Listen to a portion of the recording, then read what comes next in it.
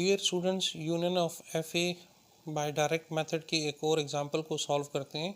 यहाँ मेरे पास 3 F A given है, F A 1, F A 2 and F A 3।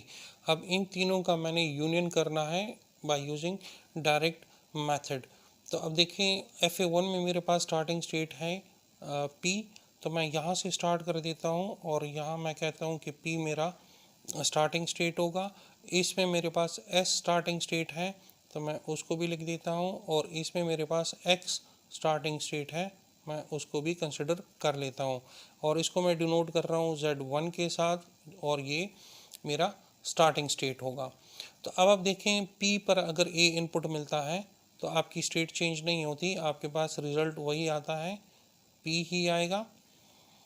S पर अगर आपको A मिलता है तो आपकी स्टेट चेंज हो जाती है T की तरफ, और यहाँ अगर आपको A इनपुट मिलता है तो आप आ जाते हो Y की तरफ। ठीक है, यहाँ आपके पास चूंकि Y फाइनल स्टेट है और ये Y इसमें भी शामिल है, तो इसको जो आप रिप्रेजेंट करोगे Z2 के साथ, ये Z2 भी आपका फाइनल स्टेट होगा। अब आपने पहला काम क्या करना है, इस Z2 को आपने इधर लिख देना है, क्योंकि ये ऑलरेडी इधर नहीं है, जब नहीं है तो फिर ये इधर आपने लिखना है। तो P, T और Y, ये आपके पास एक नया स्टेट बन जाएगा। अब P पर B का इनपुट, जब आप इस स्टेट पर मौजूद हो, आपको B इनपुट मिलता है तो आप जाते हो Q की तरफ, तो एक रिजल्ट आपका Q आ जाएगा। S पर B इनपुट, तो वो लूप में रहता है, तो आपके पास रिजल्ट S आएगा।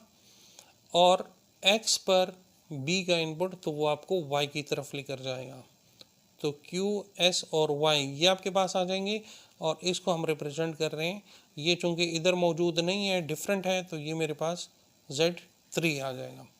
अब यहाँ पर चूंकि Y रिजल्ट में शामिल है और Y मेरे पास फाइनल स्टेट है, तो ये Z3 भी मेरे पास फाइनल स्टेट होगा। इसको मैं डिनोट करूँगा Z3 के साथ, और ये है मेरे पास Q, S और Y। अब Z2 पर आप देखें A इनपुट, जब P पर आपको A इनपुट मिलेगा तो आप कहाँ जाओगे, आप जाओगे P की तरफ। यहाँ आपको A मिलेगा तो आप जाओगे U की तरफ, और Y पर अगर आपको A मिलेगा तो आप जाओगे X की तरफ। तो P, U और X ये यहाँ पर नहीं है, जब यहाँ पर नहीं है तो ये आपके पास आ जाएगा Z4।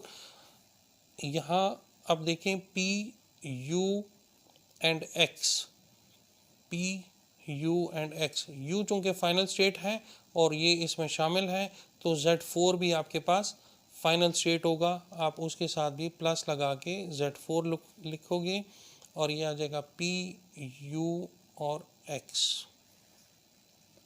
अब इस पर आप B के इनपुट के लिए देखो, जब आपको P पर B इनपुट मिलेगा तो आप कहाँ पर जाओगे, आप जाओगे Q, ये आ जाएगा S, और ये आ जाएगा आपके पास X। Q, S और X ये यहाँ पर नहीं है, जब नहीं है तो ये आपके पास आ जाएगा Z5।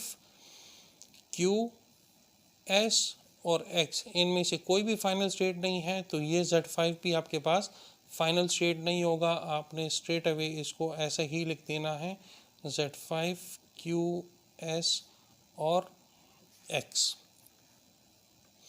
सेम इसी तरीके के साथ आपने इन तमाम वैल्यूज़ को लिख देना है। ठीक है जी, ये तमाम वैल्यूज़ मैं फिल कर देता हूँ, उसके बाद ये क्वेश्चन आगे कंटिन्यू करते हैं। जब आप ये ट्रांजिशन टेबल कंप्लीट कर देंगे तो आपके पास ये ट्रांजिशन टेबल जो है वो बनेगा, जिसमें टोटल आपके पास 12 स्टेट्स होंगी। Z1 आपके पास स्टार्टिंग स्टेट होगा, और Z5 के अलावा बाकी तमाम जितने भी हैं वो आपके पास फाइनल स्टेट्स होंगी। तो ये ट्रांजिशन टेबल आपने कैसे ड्रॉ किया, आपने इन 3 एफएस को देखते हुए, इन पर A का इनपुट और B का इनपुट, इसको देखते हुए आपने ये पूरा का पूरा ट्रांजिशन टेबल जो है ये ड्रॉ किया है। अब इस ट्रांजिशन टेबल को देखते हुए आपने एक फाइनल एफ ए जो है वो क्रिएट करना है। तो वो आसान है, कैसे देखेंगे आप, Z1 स्टेट आपने टोटल 12 स्टेट्स बनानी है, ठीक है जी, जिसमें Z1 आपका स्टार्टिंग स्टेट होगा। Z1 पर अगर आपको A इनपुट मिलेगा तो आप Z2 की तरफ जाओगे, और अगर आपको B इनपुट मिलेगा तो आप Z3 की तरफ जाओगे। इसी तरह Z2 पर अगर आपको A इनपुट मिलेगा तो आप Z4 की तरफ जाओगे, और B इनपुट मिलेगा तो आप Z5 की तरफ जाओगे।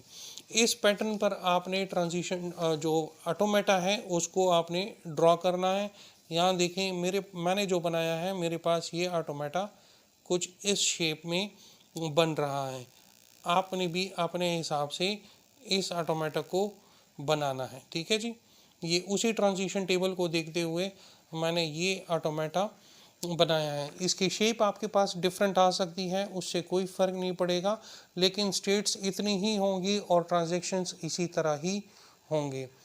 आई होप कि इस एग्जांपल से आपको यूनियन ऑफ डिफरेंट एफेज जो हैं बाय डायरेक्ट मेथड वो आपको समझ आ गया होगा। Thank you.